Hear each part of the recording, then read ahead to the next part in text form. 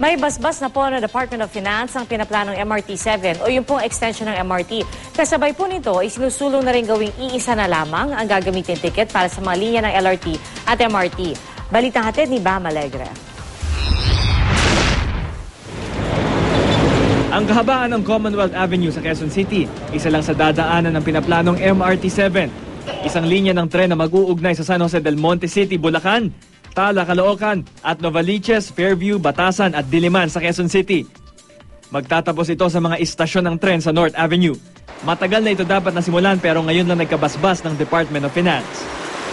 Binubusisi na ng NEDA o National Economic and Development Authority ang mga detalye ng proyekto.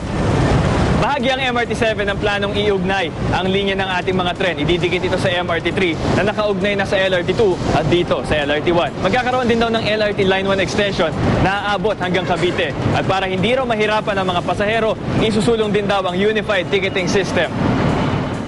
Sa sistemang ito, isang uri ng ticket na lang ang kailangang bilhin para makasakay ng tren.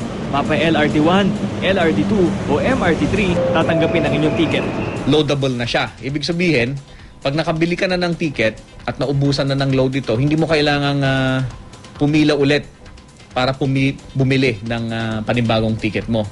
Pwedeng ang pang-load mo na lang, pwedeng via text, via internet. Bukod dito, gagawing contactless ang mga ticket. Itatapat lang ang ticket sa scanner, makikilala na ng terminal. Patuloy ang bidding para sa proyektong ito at posibleng sa 2015 may isa katuparan. Yung gamit natin ngayon, yung magnetic strip, prone sa alikabok yan at saka sa moisture. So pag pinapasok natin sa gate, nasisira din yung scanner niya. Bam Alegre, GMA News.